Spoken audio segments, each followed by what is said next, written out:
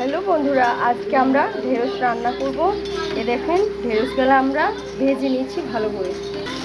কড়াই চাপিয়ে দিয়েছি, কড়াইয়ের মধ্যে আমরা দিয়ে দিচ্ছি পেঁয়াজটা ভালো করে আমরা লাল করে ভেজে নেব। দিয়ে দিচ্ছি আদা রসুন পেস্ট করা,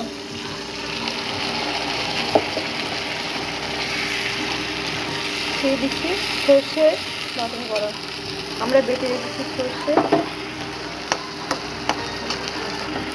সর্ষের মধ্যে আমরা কাঁচা লঙ্কা বেটে দিয়েছি।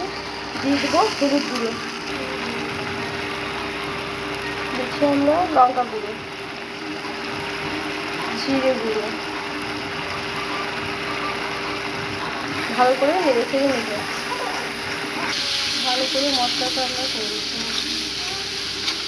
আমরা ভালো করে নেড়ে চেড়ে দিয়ে দিচ্ছি অল্প পরিমাণের জল, মশলাটা ভালো করে কষে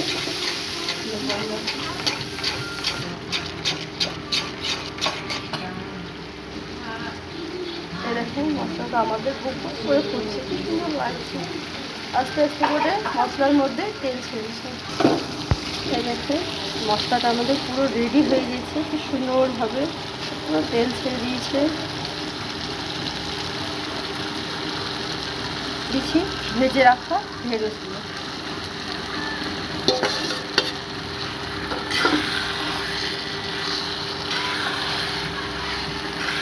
ভালো করে আমরা মশলার সাথে নেড়ে চেড়ে নিচ্ছি।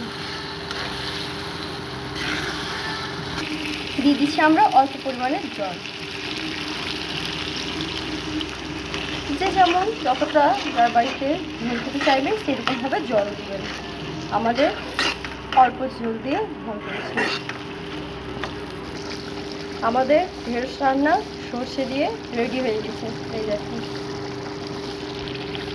লাইক করবেন, কমেন্ট করবেন, শেয়ার করবেন এবং বেল আইকন প্রেস করে দেবেন।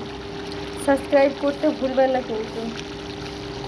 কিছু ভুল হলে বা কিছু জানতে হলে কমেন্ট করবেন, আমরা কমেন্টের মাধ্যমে মেসেজের মাধ্যমে বলে দেবো।